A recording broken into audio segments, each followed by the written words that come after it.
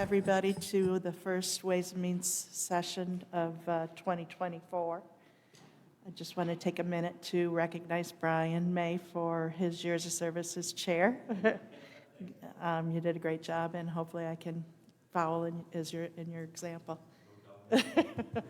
Thank you.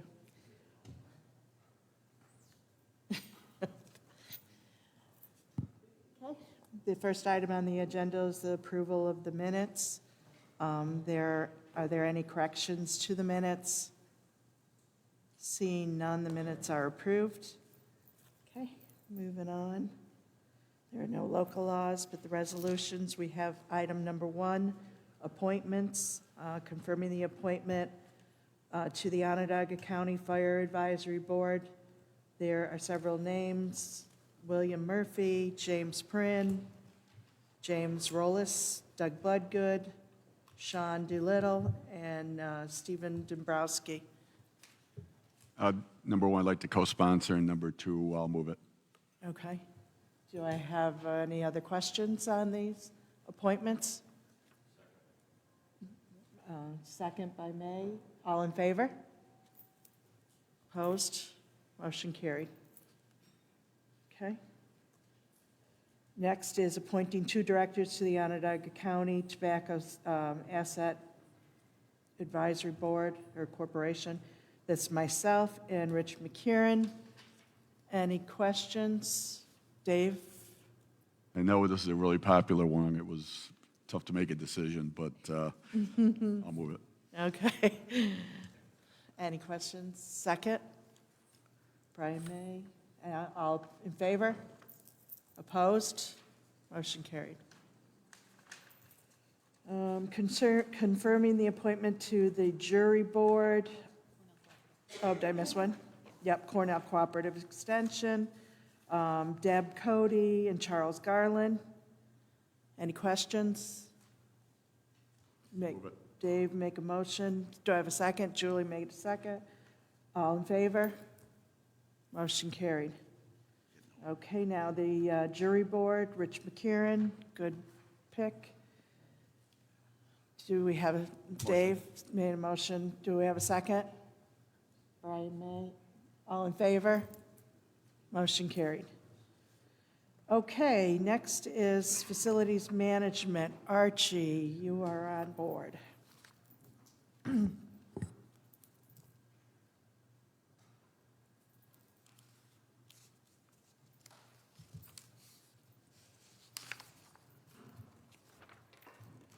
Good morning, folks. Today, Facilities here is asking for their authorization of the release of funding through bond issuances. All of these items, these 4 items that I'm going to talk about, they've all been in the CIP. It was presented in the last budget season for you folks, and we brought these to committee a week ago. And we had the result of that was support to bring it to you folks. So I'd like to start with A, and that is a resurfacing and a restoration of the garage floor in the Everson garage where you all park. We've had this on our table for several years now, and as I explained to committee, we've really kind of just kicked the can down the road for various reasons. We were prepared to do to bring this for authorization just before COVID. And we paused it through COVID. We paused it last year, you know, through the COVID season and the austerity budget. It's now at a point where I think we can take care of this, and I think we can get this work done. And yes, I will be responsible for arranging for alternate parking for you folks. So we have a full design, and we don't intend to change that design. We believe that's still sufficient. That is, in simple terms, that's a milling of the top 2 to 3 inches of it, a restoration of some of the reinforcement in the slab, some replacements of the vault covers for our lift stations down there, the sewer lift stations, and then resurfacing with fresh concrete and sealant. That's what we intend to do, and we'd like the authorization to do that. Okay. Any questions? Dan? In the facilities meeting, there was discussion about accessibility in the garage. Is that something that you're pursuing, or that'll be in this?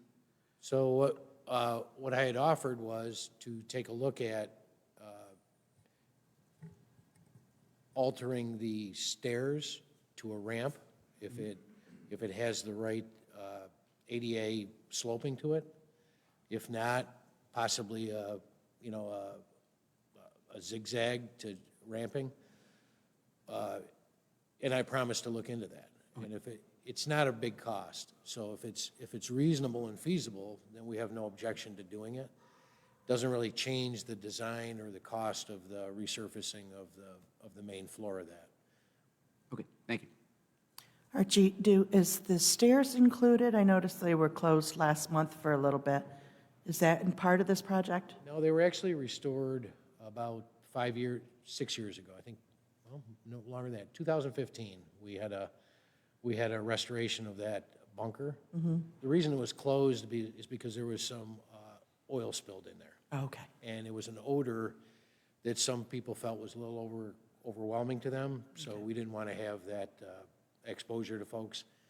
That has dissipated now, so we opened it a couple weeks ago. Okay, thank you. Chris? Do we know who's going to do the work yet, or you just have to put that out to bid, or how is that? It would go out to bid, Okay. Mr. Wright, yeah, we'd regular public bid for this work. Any other questions? Dave? Thank you. We had a really good discussion on all of these items, actually, not just this one, at Facilities Committee. So I'm prepared to move it. Okay. Do we have a second? Brian? All in favor? Opposed? Motion carried. Okay, go on, Archie. Thank you, folks. For B, B is just the next step in the rehabilitation of the HVAC in this building here. We are underway, already in the process of wrapping up the work that you had authorized last year. That work is being done by a contractor that includes the radiant fin tube perimeter heat on the first and the fourth floor. We're asking for the release of $2 million to continue the next phase of this. It would be the same work, so we would be taking another couple of floors. Questions? Brian? So just to echo Dave, most of these items have been very, very well explained, thoroughly presented both in the CIP and within the budget process. This is kind of routine work. We have to take care of our infrastructure and get this work done. And again, most of these items fit that category, fit that description, so I move it. I know Chris has a question, but. So the previous phase, if I'm not mistaken, was the bid was awarded to Danforth, was it Danforth Mechanical? Right, so Danforth is the contractor that's successful in doing the work. J.W. Danforth is the name of the contractor. And have they subbed any of that work out? They have a portion of that work to sub out in participation of their minority goals, their minority and women's goals. And they did submit a plan to us. Okay. Yep. Great. Good. Thank you. So this will be bid again, or there's an existing contract?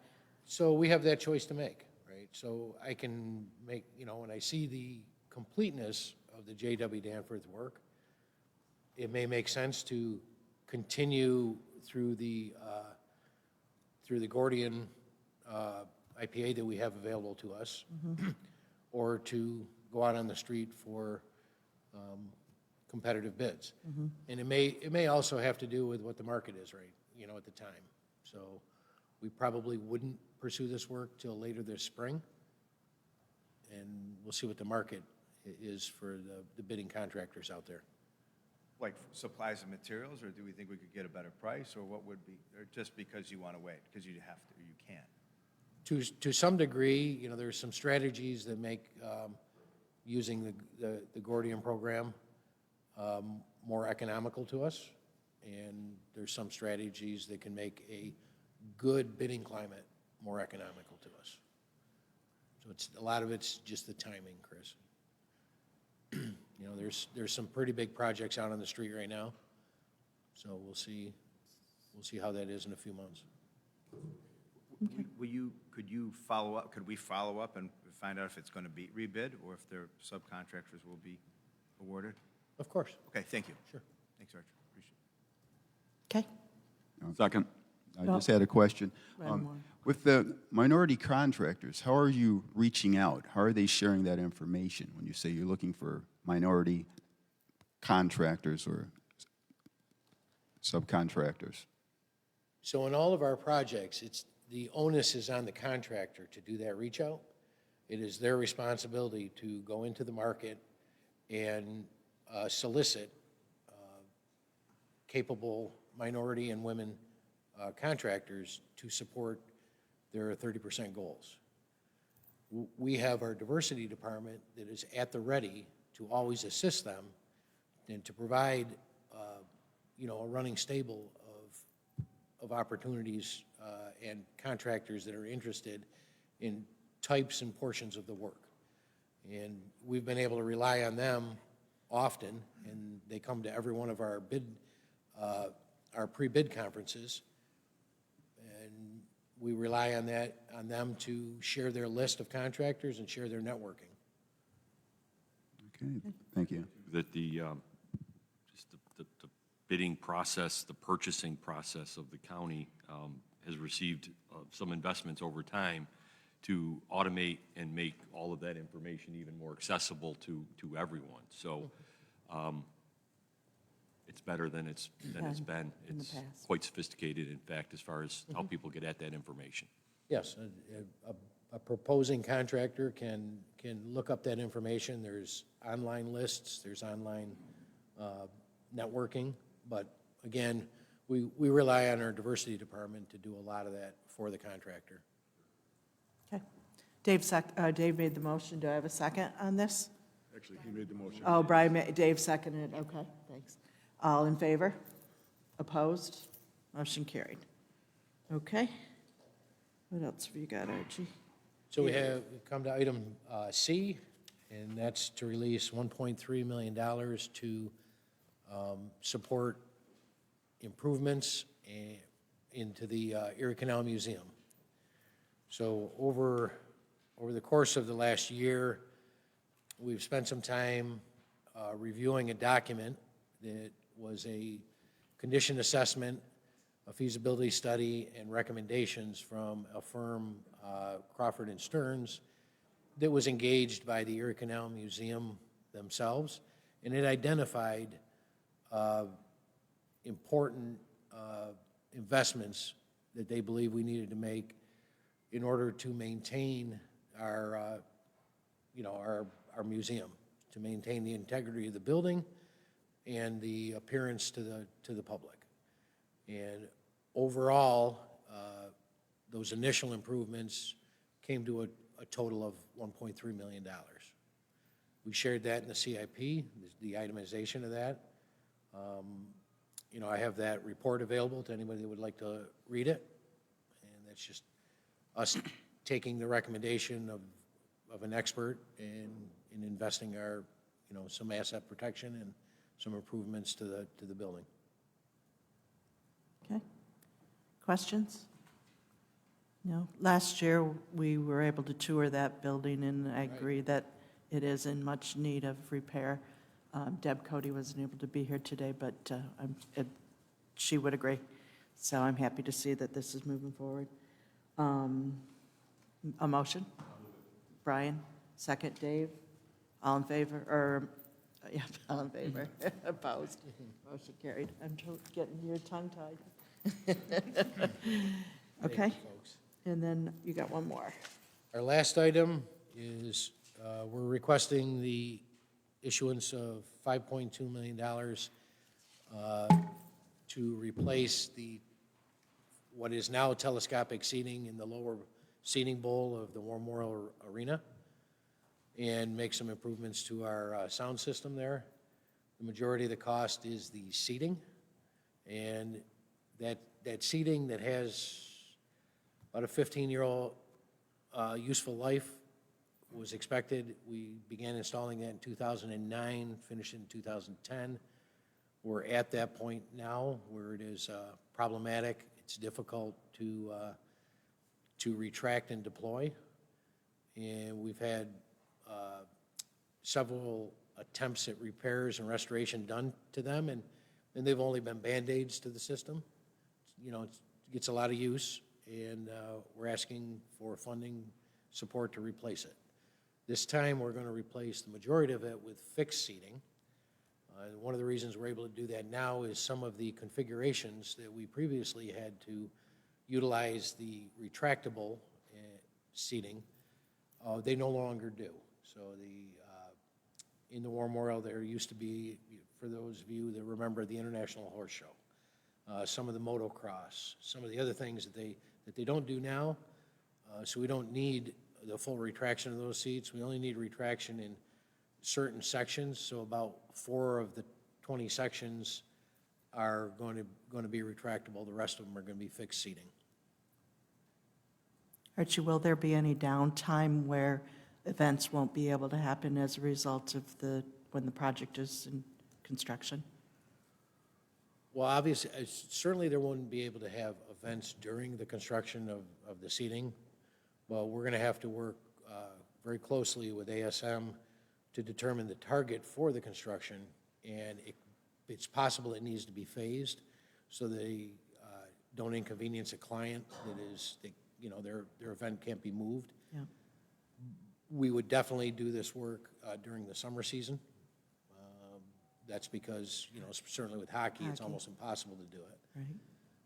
But we're certainly going to work very closely with them to determine periods of time that we have this available to us to make these installations. Okay. Questions? No? Motion? Dave, second. Julie? All in favor?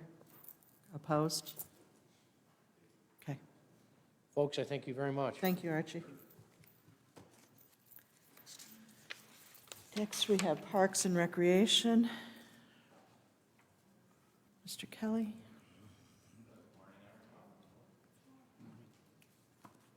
How we doing?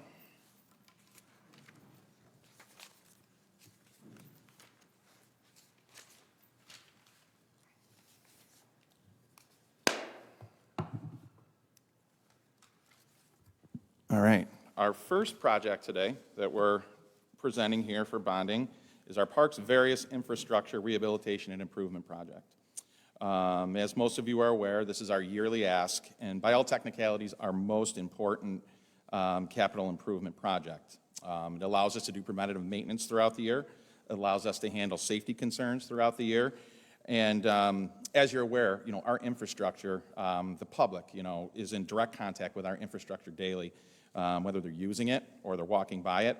So the safer and the better condition we can keep our facilities in, the better program we can provide to the public.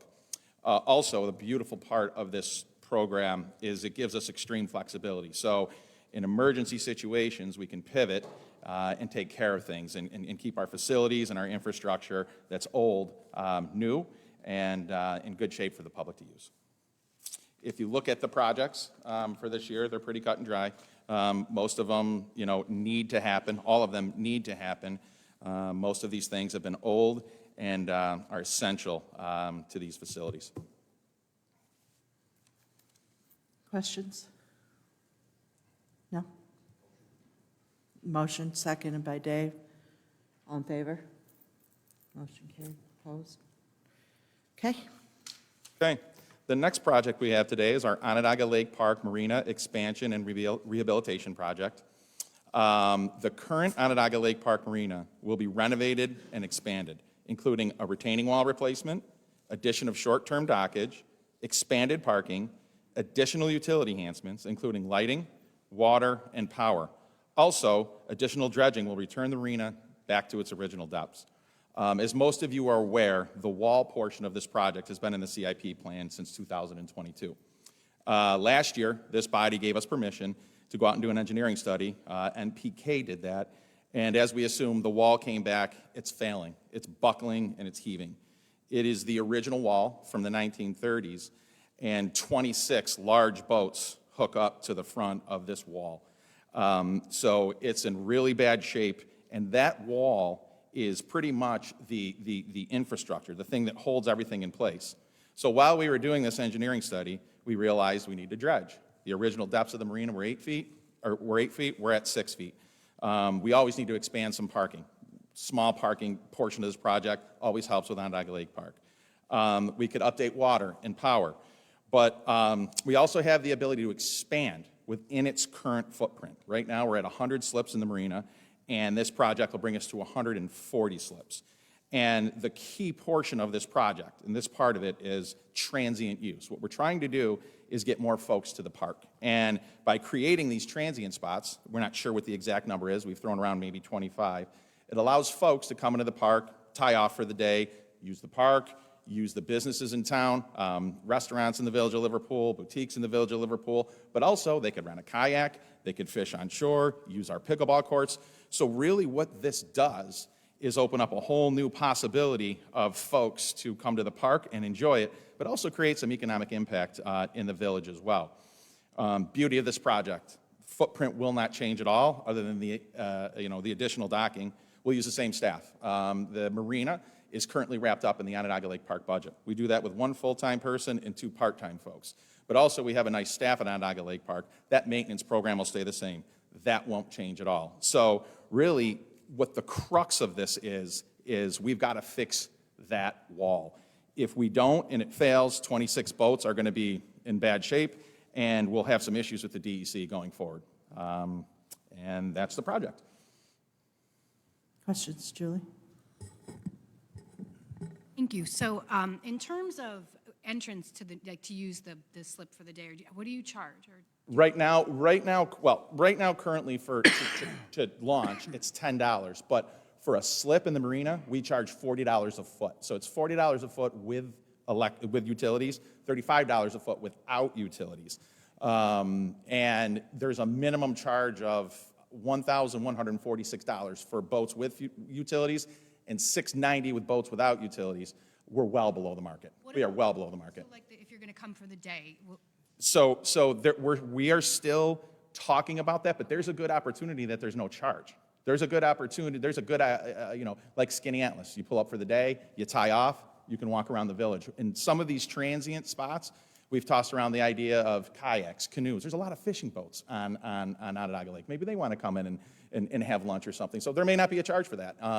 We've talked about, for big boats, like similar to Skinny Atlas, what they do. Maybe you're there for 3 hours and then there's a charge after. But a lot of this is to, especially this additional part, is to get folks in and allow them to use the park. So we're not sure about that yet, but it'll be minimal.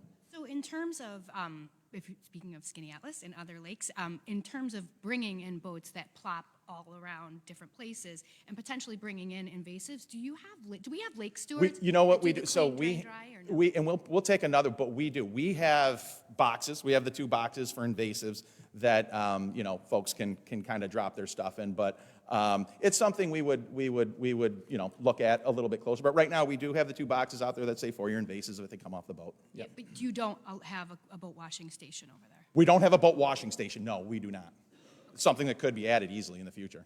I just think it's when we have so many problems with invasives and it comes from people who enjoy all of our Finger Lakes and Sure. whatever. It's a good suggestion. It's an important thing that we should think about. Yeah, given no, that's all the investment we've made. Sure. Okay, Good awesome. suggestion. Yeah. Thank you. Sure. Other questions? Chris? 2 questions and then just a comment. I hope that we don't charge for the day. I mean, I was going to say with the amount of fund balance that we have, I can't see a reason why we would charge, and I think that would further incentivize people to tie off and. Absolutely. I agree with you. Yeah, and it's a good project. And so I asked I don't know, I'd like to know just, I guess in supporting it, but like the residual, what this could do, because I think it matters. I know I've seen numbers out there that we miss out on millions of dollars in potential spending that people just kind of keep going past, right? They go back and they could go to Seneca Falls, or they could go other places, or up to Oswego. I think I mean, I would like to, I guess the question is, what we would even begin to realize with a return on our investment for this project? So, yeah, I was able to, and they, after committees last week, I was able to have a conversation a little bit with Visit Syracuse. And they'll be able to do a much deeper dive into this once we actually start collecting data. Their model is event-based, so they know how many people register for an event, they know how many people stay in a hotel. But, we were able to work with them a little bit, and what I got back from them is, so say out of those 25 spots we talked about, maybe 20 of them are full for transient use. So assuming 20 of the 25 slips are full, the boats on average hold 3 people, and half of those boats spend the night. You can probably assume $300,000 of an estimate annually. The big impact would be fuel, as the numbers for food and shopping and overnights come in roughly at $100,000. Now, Danny and Jeff over at the CVB are very interested in this project as well. They want to know exactly what we all want to know. But they said, after the first year, they'll have a way better means to track where people went. We'll hand out surveys. We'll ask people what they're doing with our dedicated staff to the marina. But that was what we got back from them in the week turnaround. And the component with the power gives people the ability to stay overnight. Correct. And part of this transient, and we're still going through, that might be an option as well. So you go to a concert over at the amphitheater. If you feel that you need to stay the night, come across Back Lake, tie off, spend the night, and leave. The county executive, one of his big initiatives on this was not only for day use, but if somebody wants to stay the night, let them stay the night. So that is part of the program that we'll roll out here. So I have a good idea, too. Great. I love ideas. I think what we should do is we should get a boat, and then we could shuttle people back and forth to the amphitheater if they're tied off. We've actually been approached about that. We've actually been approached by somebody that's looking to kind of do that right now. We're in talks with them as we speak, Private. honestly. Private, not the county. Private. Oh, you want us to do it? It's a good retirement gig. Get your boat license. Maybe I have it already. You don't know. Brian, did you have a question? Brian? Oh, Dave, I'm sorry, Dave.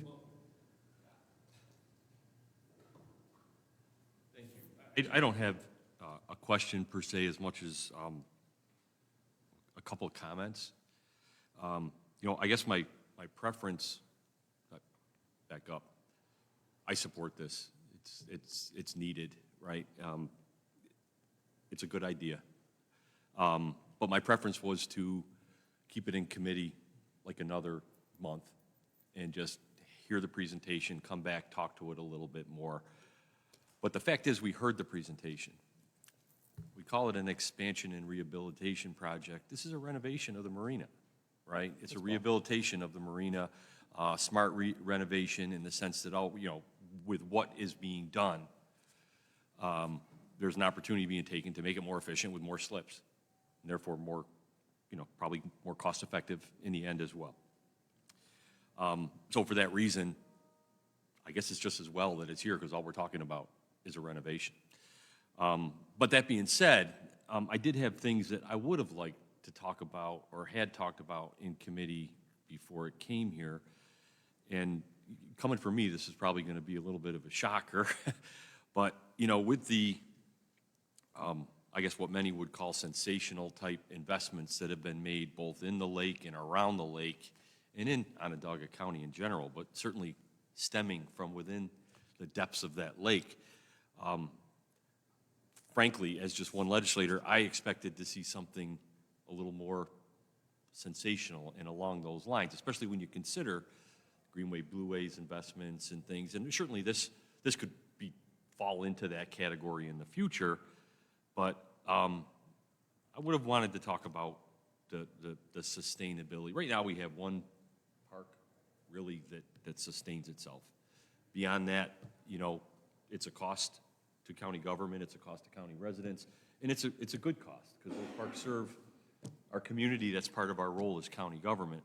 But I would have liked to have talked about sustainability a little bit, perhaps some revenue sources that didn't compete, but enhance what's available in the village of Liverpool, something that maybe connects them even more, okay, the village and the marina, because it is walking up the hill, right?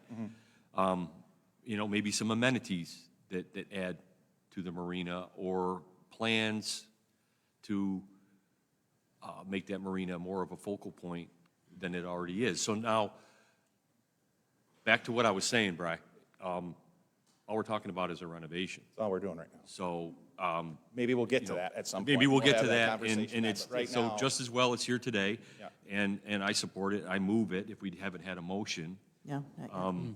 But, yeah, I think there's a lot more there to talk about as future possibilities, and I get that this is just infrastructure, but Yep. I agree with you 100%. There's so much potential there, but that potential doesn't start until we fix that wall. And everything goes from there. So we'll have a fantastic program. This is something we can talk about as we go forward, if we add things and we do all that stuff.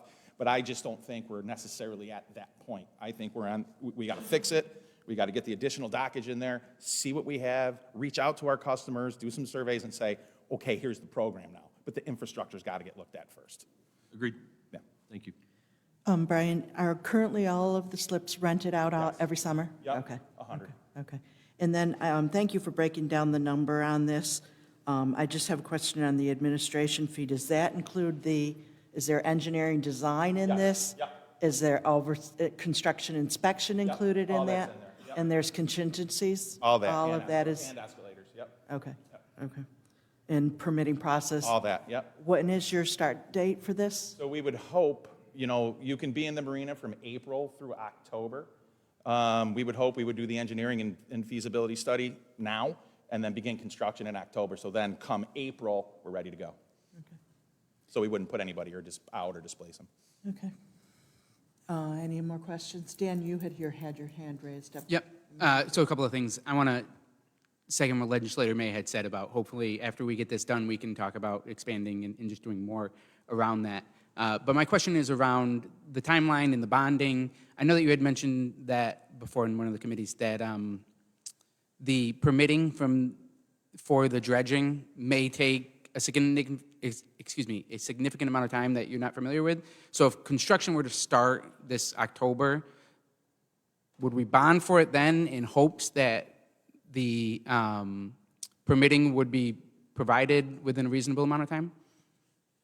Oh, Steve Morgan wants to jump in. I'd like to take that. So just as a general overview, with our capital plan, typically the county has the ability, especially now, to advance these projects using cash on hand. Then usually our process is to evaluate with the department to assess the project, where it is, what's been spent to date, what we anticipate spending, and then we borrow that on the back end. So, that way we're allowed to assess the projects where they are. We're not over borrowing, having money sitting there, potentially getting into negative arbitrage situations.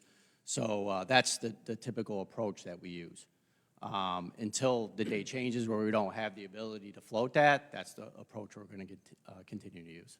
Okay, so we can believe that the construction will start, we'll stick with the plan of construction of October, and then the whole bonding thing will just be, if it's determined, so we're not going to wait for that or anything? No, I don't believe so. And in terms of Jesse, our environmental director's here, and in terms of the permitting, in terms of that with the DC and all that stuff, she can answer those questions.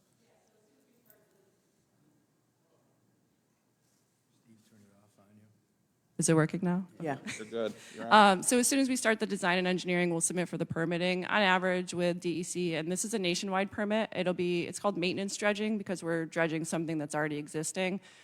Typically 6 to 8 months. So as long as we get moving with the engineering and get the permits in, I'll work with those agencies to make sure we get those back. We can't start construction or anything until we get those, so. Thank you. My pleasure. Charles? Great. I've launched there before, so it's wonderful that you're making it larger. For generating revenue, have you reached out to the Inner Harbor? We're expecting, a lot of them growth there, something to make it more accessible, especially because we're expanding the marina. So have you reached out to them? Because mainly the channel gets really shallow, and it needs to be dredged. I had to hop out of my boat and push it in there once. You know what, you're right, and that conversation is coming. We realize that at one point, we're going to be the only marina on the lake that will have access to the aquarium. And an excellent marketing piece and an excellent selling point to that is you can, after we do construction on the aquarium, if we have places for boats to tie off, that is a key piece. And that channel, we've gone there in our parks boat, it is very low. And those folks in the Inner Harbor are creating access too as well, Charles, if you haven't seen. There's now a kayak launch from where Myers Creek is. So they're all thinking the same thing, but at some point we would have to have that conversation because we realize a big piece of what's going to be going back and forth are boats from our marina to the aquarium. Yeah, you bet. Okay. I thought I had a motion, but Brian made the motion. Do I have a second? Dave Knapp? Is that another question? Okay. All in favor? Motion carried. Thanks, everyone. Okay, thanks, Brian. Good seeing you. Next, we have environmental protection, or water environment protection.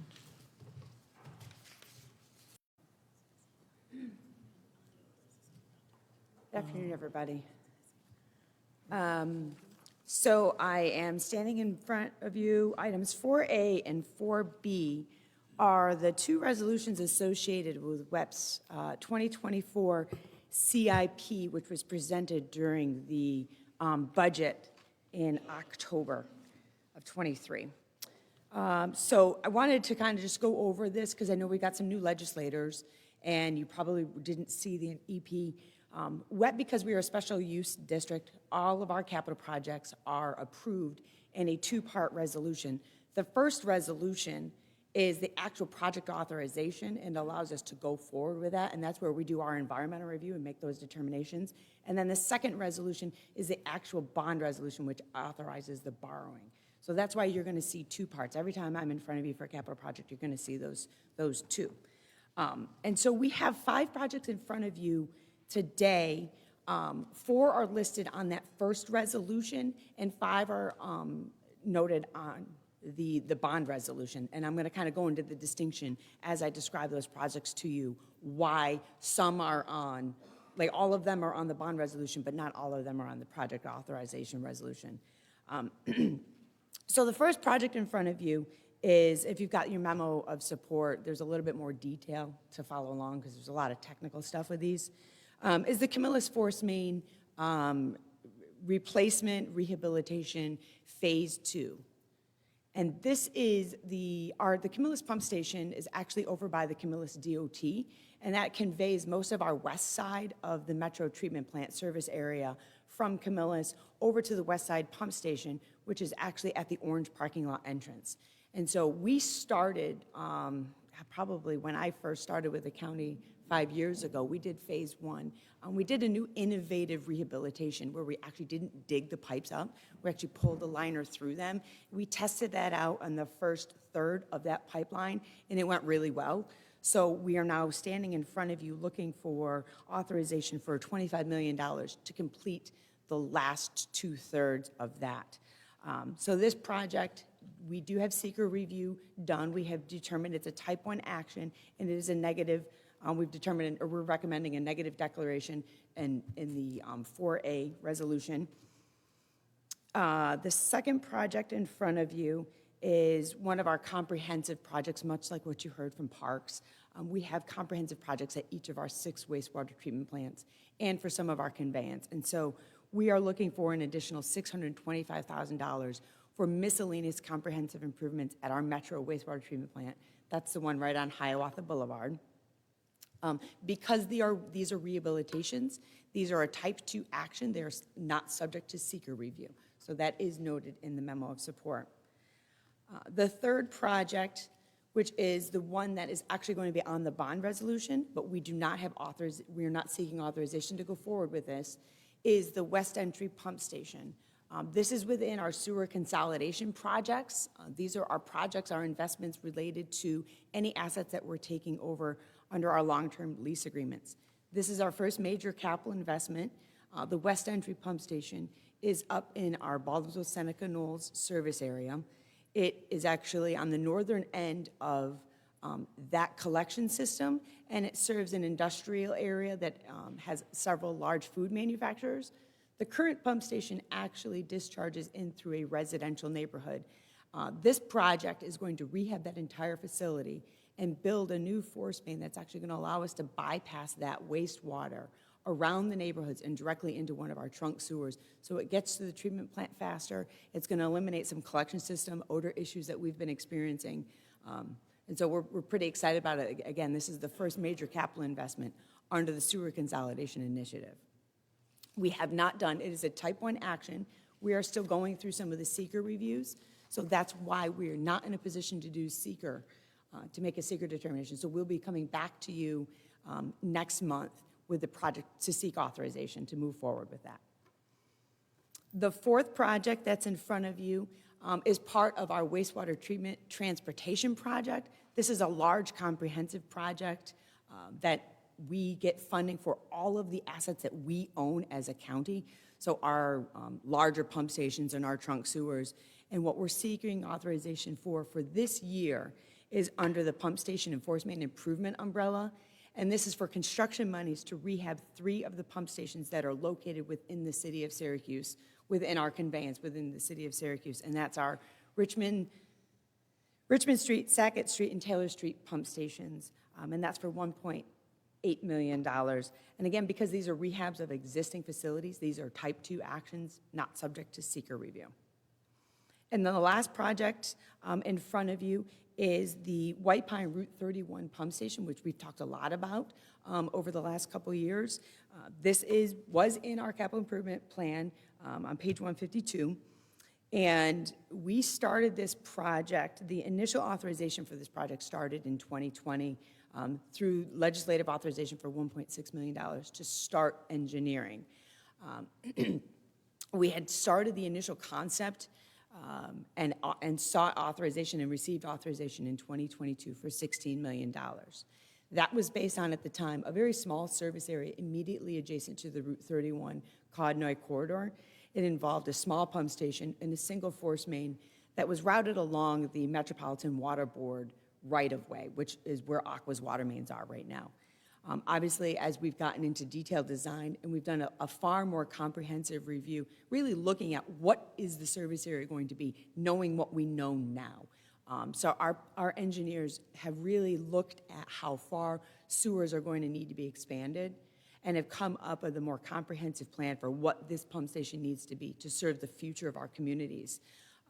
So we were looking, as I mentioned, we were looking at a very smaller pump station with a single force main. Now knowing what we know, we're looking at a larger pump station with 2 force mains and a longer route. We cannot use the Metropolitan Water Board. We need to preserve that right-of-way for water utilities. So we've got a new right-of-way and easements that we've talked about that we're going to be going along Codnoy and Van Hosen and up through and using some of the existing county right-of-ways to get up over to the Oak Orchard wastewater treatment plant. And so this is establishment of the municipal sewer systems to really support what's coming in the community, to be ready. It will serve, obviously, Micron from a municipal perspective. They will probably use on full build-out 20 years from now up to about 2 million gallons of the capacity, but the other 3 million gallons per day is preserved for the entire service area and expansion along through Clay and Cicero. And it really is going to allow us a lot of flexibility to move flows between either the Brewerton wastewater treatment plant and the Oak Orchard treatment plant service areas. So we are now, given that, because we've changed the scope and we're really looking at a more comprehensive solution long-term, we are seeking authorization for an additional $19 million. And we have completed seeker for that. It is a type 1 action, and we are, based on our environmental review and our consultants and their studies, are recommending a negative declaration. So that is what's in front of you today, and I know that's a lot, so I would welcome any questions. Questions? Okay, I'm good. Brian, you want to go? Sure. Just a really, can you,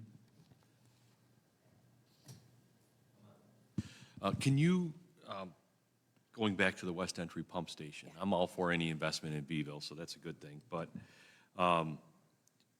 you stated that there was no project authorization with this package, so maybe this is going to kind of slide over to Ben. There's no project authorization with the package, yet you're asking for the bonding. So how does that process work? What's happening here that we're doing the bonding piece before the project authorization? What are the logistics, I guess is the easy way to ask when we're kind of working backwards, or differently, I should say. Go ahead. It's exactly the logistical. In going through this, it was just realized that the West Entry Pump Station was going to take a little longer. We had really seeker mandates that before you take the final action to internally approve here, the last step needed, we would need to do a completed seeker. So that's there's always two, with these WEP ones, there's two resolutions. One's the Article 11A WEP Internal Ratepayer Approval Reso. The other one is the bond resolution to finance that approved improvement.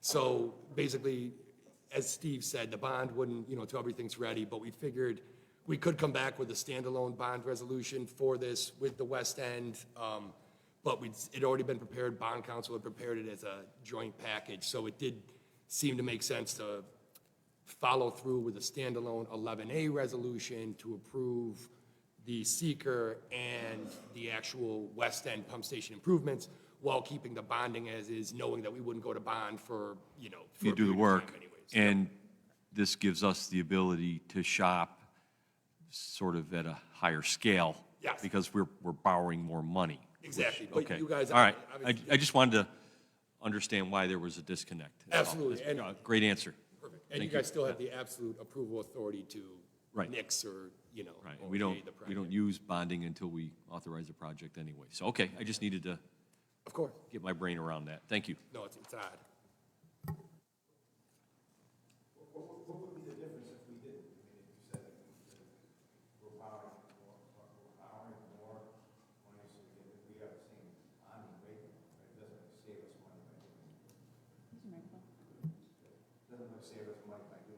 I'll defer to Steve if I say anything silly, but I do think the more, when you package a group of bonds together and hit the bond market, I think you do get added, Steve's standing up. We're going to let Steve take this one.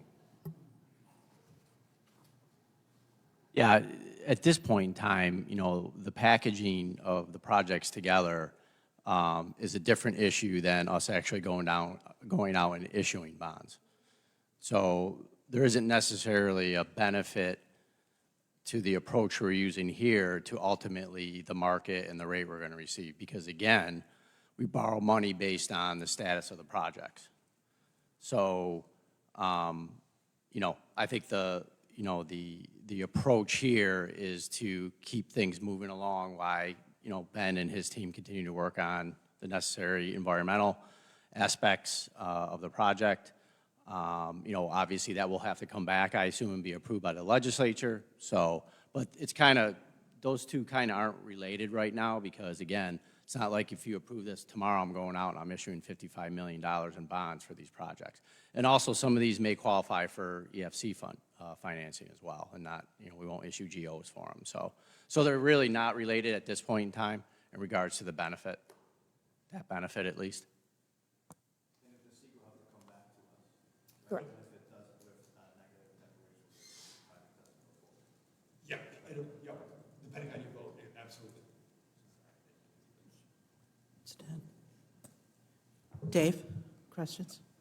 This might be a Steve Morgan question too, but where are we on, big picture, 30,000 feet level, bonding with WEP in general? Our limits and that kind of thing? Are we starting to push or do we still have lots of space? Are we pushing the envelope a little bit, or? Again, I can let Steve chime in if he wants to, but what I would say right now is we've got a decent backlog of borrowing. I think we've got currently about 300 and some odd million and authorized that, I think that we have available to us, that I think we're working very closely with finance now to start closing out some of that bond resolutions, because some of those are older projects that we're not going to access that borrowing. So I think we've had a lot of meetings and talking to finance about the long-term capital plans, cost recovery studies, and managing that capital fund, because it is a big account. Absolutely. Yep. If I could just add something there, Legislator Knapp. So, Shannon's right, obviously. There's a lot of work that, her operation is, undertaking, will continue to undertake as we move forward.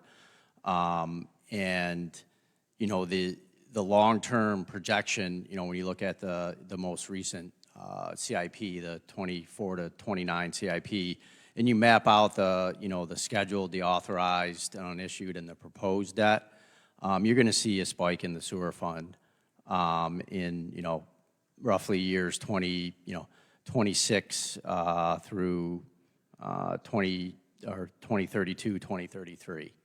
So that includes obviously the work she just described, the continued work that will be required for the continued sewer consolidation, and all the the infrastructure assets that Shannon and her team need to continue to maintain at the highest level. So obviously, from a funding perspective, we continue to work with Shannon and her team to ensure that we're responsibly approaching the funding of these projects via a sustainable rate to the taxpayers, to the users, a drawdown of fund balance where it's necessary, and a continued eye towards efficiencies, operational efficiencies, to control operational costs where we can.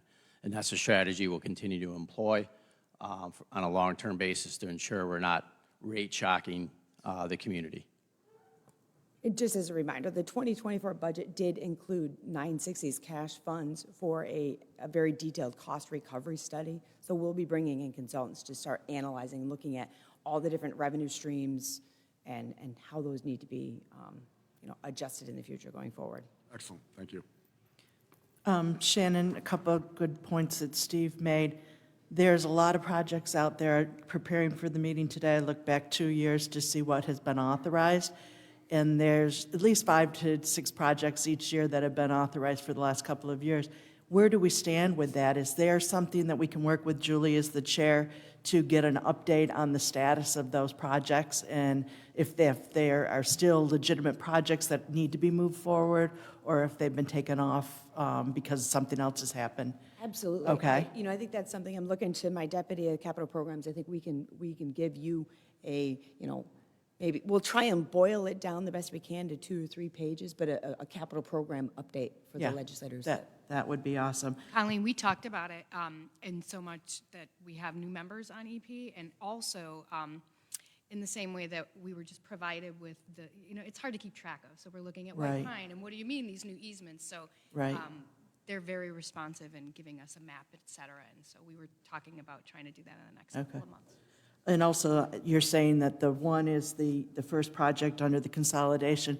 What is the status of the other consolidations? I know we've moved forward with 2 are complete, and where do we stand? Are we still talking to the other districts regarding consolidation? We are, and it's definitely something that I want, as our department, I think we are seeing the benefits of it. We've got a lot of different strategies, different things that are coming at us, so it's slowed down a little bit, but it's certainly something that's there. As time allows, we'll look at the next service areas, but we don't have any specific plans at this time. And then on the White Plains there, is this it, or are we going to be asked for more? Are you feel like this is it? For the conveyance system, Yes, I think for the yes. establishment of the initial conveyance system, we feel pretty confident now at this point. We are at 100% design with our consultants. I think we've gotten all of the detailed subsoil studies. We've looked at the hydraulics. We've met with DEC. Right. One of the biggest things, the bigger challenges that we had that's really driving the 2 force mains is, this isn't going to mean a lot to everybody else, but in those early years, maintaining velocities in those pipelines are really important, which is why we need to start with a smaller pipe. And as we grow the system, those velocities are going to be too big, which is going to that's going to drive that second pipe. And so, I think we feel pretty confident that we're in a good spot where we're going to have the flexibility. This is good use of ratepayer money to install it now. And I think we've got some good construction estimates, so. Okay. And then what about Oak Orchard and Brewerton Road? There's more coming down for improvements to those, correct? Okay, okay. Yeah, in terms of, this is just the initial expansion of the municipal sewer system. We did receive previous authorization for $30 million to start on the treatment plant side, on the municipal treatment upgrades. We're still working through what those are going to be. And then just keep in mind that it's completely separate from anything industrial. We're focusing in on municipal system upgrades. Okay. And Steve, fund balance, where can we stand with the fund balance in the district? Is that something that you'll be giving us an update within the next couple of months?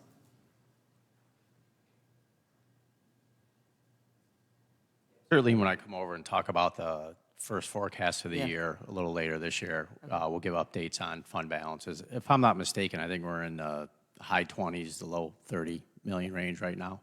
It all depends on how we end. We're working on closing out with the controller's office, the books for 23. So that'll obviously have an impact on, where WEP's fund balance stands at the end of the fiscal year. Okay. But I think it's, Christie's probably back here looking it up for me quickly. I think it's high 20s, low 30s as of the end of 22, with the operations yet to be determined for 23. Okay, okay. Any other questions? Brian, go ahead. Comment for clarification. I think the chair's request to get a status report on the projects to EP is a really good idea. What wasn't mentioned, and we're here, this is an official meeting, that should just include a financial accounting, what was authorized, what's been spent, Right. and what you forecast Agreed. to be spent. Just to round out the full picture, I think that would be very, very helpful. I kind of think it probably went without saying, but we're here to put things on the record, so I think that'd be a good thing to get Yeah, as well. yep. Thank you. Like in parks, I know they've got little notes next to each one of their projects that says in progress, completed. So anything like that will help. We'll do our best to boil it down. It's a pretty big CIP as you Yeah, know from yeah, flipping yeah, through. yeah, I We'll try and make it as reader-friendly as possible. With what's coming down the pike, it's it's important for us to get a handle on it so we can be as supportive as we can as the asks get bigger and more demanding, right? Agreed. Yeah. No, I think it's a great request. Thank you. Okay, okay, good, thank you. Okay, do we have a second? Brian? Okay, all in favor? Opposed? Motion carried. And that was for both of them. We could do those together. Thank you, guys. Okay, let me get my agenda again. We have the moratorium. So this is what we did last year. It was a one-year moratorium on the disposition of the Jamesville Correctional Facility. Brian, do you want to speak to this, seeing it's your... Sure. I think I'll start with a reaction to something I read in the media over the weekend. I think the resolution was referred to as meaningless. I don't think that could be further from the truth. I think that the step we took with the decision made a year ago was very, very practical. And by we, I mean this body. There was a lot of debate over whether or not to make the main decision. There wasn't a lot of debate over whether or not this was a good, practical step to take within the process. There were, as we all knew, too many moving parts, too many different and competing interests that would make this a challenging process moving forward from that point. So again, it was a very practical step on our part, and it put, for all to know, our stance on the matter into record. So as we move forward, there was no doubt about that. We also gave ourselves the ability, which was also practical, to renew it. But I think more important than anything else, it was a considerate decision. of the circumstances we were in. This body, year over year, has proven its support of the public safety section of Onondaga County government. The public safety section, as we all know, is the largest consumer of local dollars generated by taxes and fees here. And we do our job, whether it's, a request for over the years, every single year, a request for more Kevlar vests or cars or training or other needs. Whatever is offered, this body does more every time. And I'm proud of that. We should all be proud of that. New members should be proud of coming on and into a body that has that track record and that proven commitment. This resolution validates that commitment, and I urge everyone to support it. All we're doing is renewing it, and it's not because of rumors that we heard back then about sale. It's not because of anything. It's, hey, folks, let's do one thing at a time here. And we all know what our goals were back then. We're still committed to those goals, I believe. And in the meantime, let's not get ahead of ourselves by disposing of a piece of content. Not that anyone's doing it, not that there's any rumors of anyone doing it, but this is just the right thing to do within the process that we've undertaken thus far. Thank you. Chris? Yeah, and I'll just echo that. I certainly, every year we do more, and it shouldn't go unnoticed, and we're happy we do that because it matters, right? Public safety matters. So I'll be supporting this too, and I would like to be listed as a co-sponsor.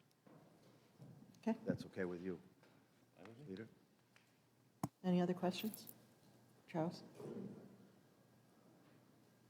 Just a question. Do we have any updates on any of the lawsuits that were involved with the penitentiary? Yes, I can give a schedule, a timeline. I'm only familiar with, this one relates to the jail. So as far as the jail-related litigation, oral argument is scheduled for the 8th. So we should know then. It's on motions, so we should have an idea if we're going to trial, or we'll know more after we get a decision, likely a couple weeks after that date. Okay. Do I have a motion? Oh, question? Oh, I'm sorry, Dan. Yeah, I was trying to bring it up and I can't find it on my sheet here. I know that it says 1 year. Is there a date there? Does it say 1 year, like starting? 1 year from the date hereof. What's that? 1 year from the date hereof. Oh, here. So when we approve it next month, it'll be, Yep. okay, that date. Got it. Thank you. Motion? Brian? Second? Chris? All in favor? Opposed? Okay, motion carried. Next, we have finance. Correction of errors.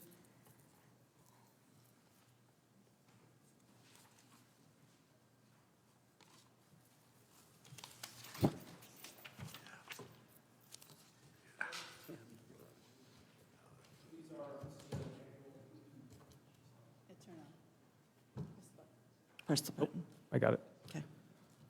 So this is a fairly annual resolution correcting clerical errors on property tax bills that went out in January.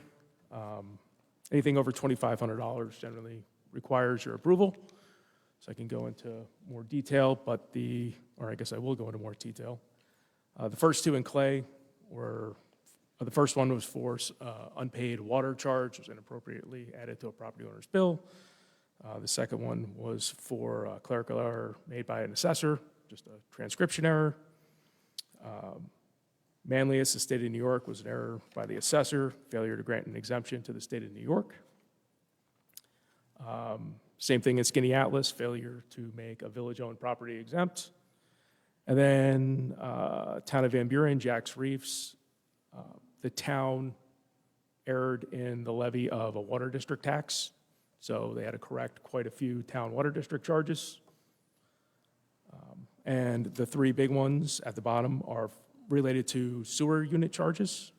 The first one is about $340,000.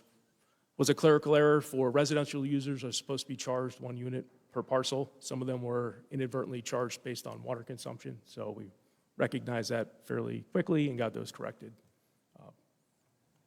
for those property owners. The last two were various commercial users. Those are based on water consumption. Some users had inquired about how the units were calculated, and after investigation by WEP determined that, they did in fact need to be corrected. So. Okay, good. Questions?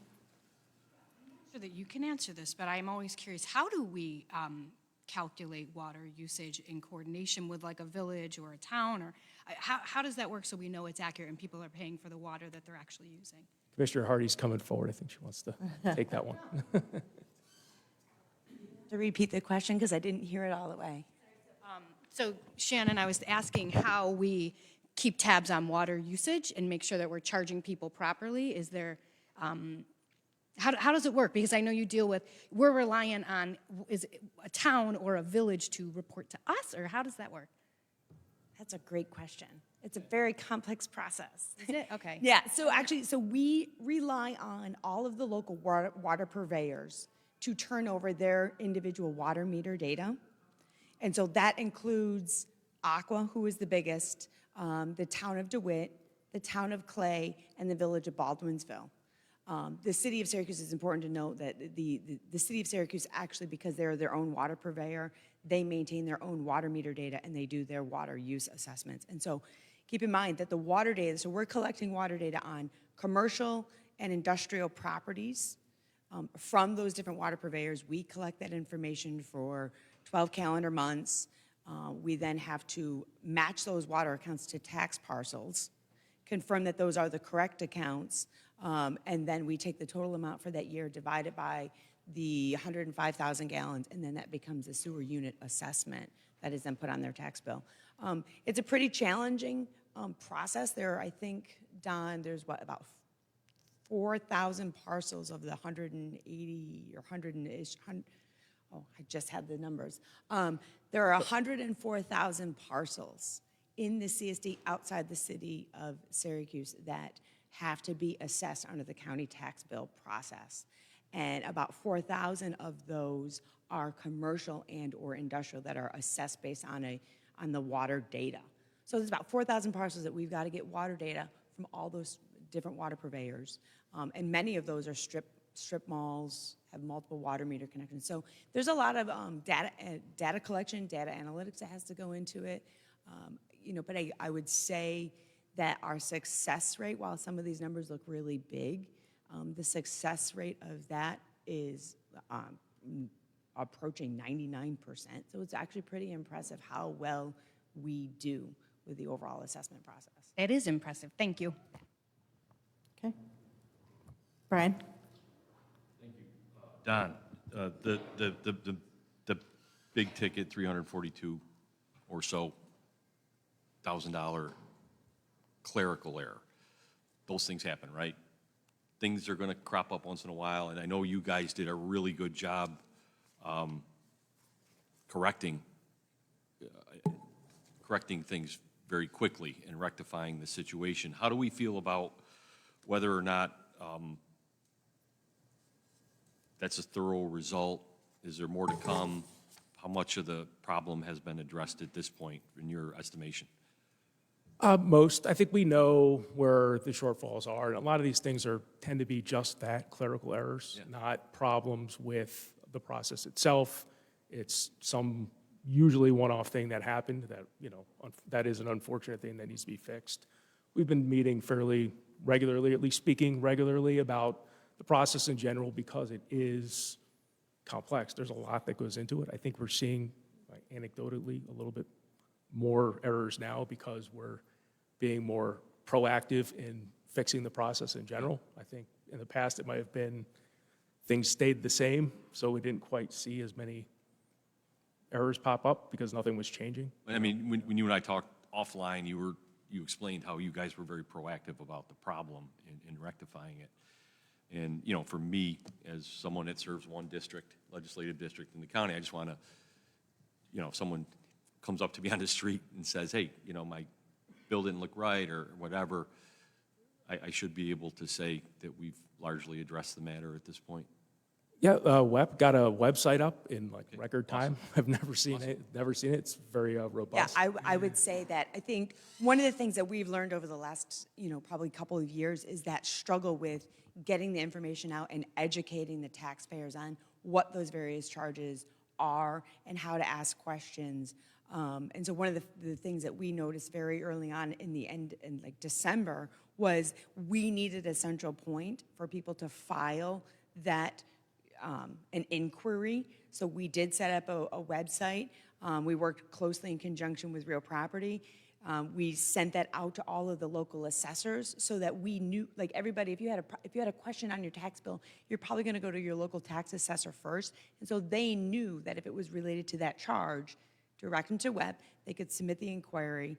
And I think a lot of the stuff that we've been getting is a lot of people just didn't even know what that charge was. So it got them looking at their tax bills, and it's been very effective with us to get out ahead of these things and address them quickly. Okay, questions? No? Do you have a motion? Oh, Chris, move it, okay. Do you have a second? Brian, all in favor? Opposed, motion carried. Thank you. Okay, thank you. Next is a settlement for law, a settlement of action. Legislators, the resolution you were to consider concerns proposed litigation, so I would therefore recommend such be discussed and we convene in executive session. Okay, do I have a motion to go into executive session for the purposes of litigation? Julie, do I have a second? Brian, all in favor? Motion carried. Okay, thank you.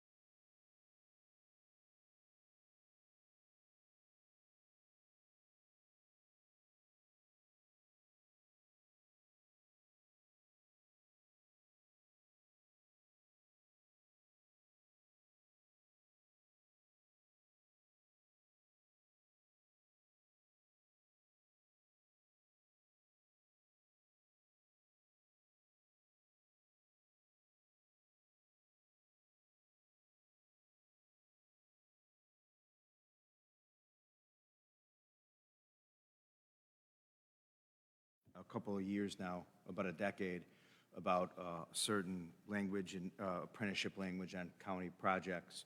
I consider it, I want to get it on the record that maybe we're going to consider that here, working with legal. What we may have is the need to have a local law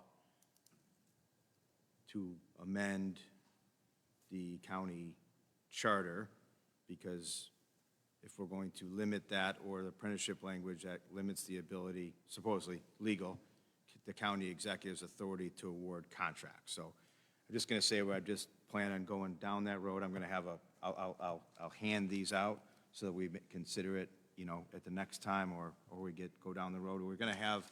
We have a workforce shortage. I know a lot of the trades are ramping up, and I know that what we could use is some qualified contractors with qualified apprenticeship language with all the work that's going to be coming at us here pretty soon. And, you know, whatever, I just want to get that on the record that we're going to consider it where it takes us down with the local law, however it goes, but I just want to get that on the record, and I'll send it out. And thank you, Chair, for allowing me to have that moment. Thank you. Questions with bonding and stuff, so I was surprised that you waited. But, yeah, I think if we're going to consider that, it should go to a Ways and Means Committee before it goes to a full session.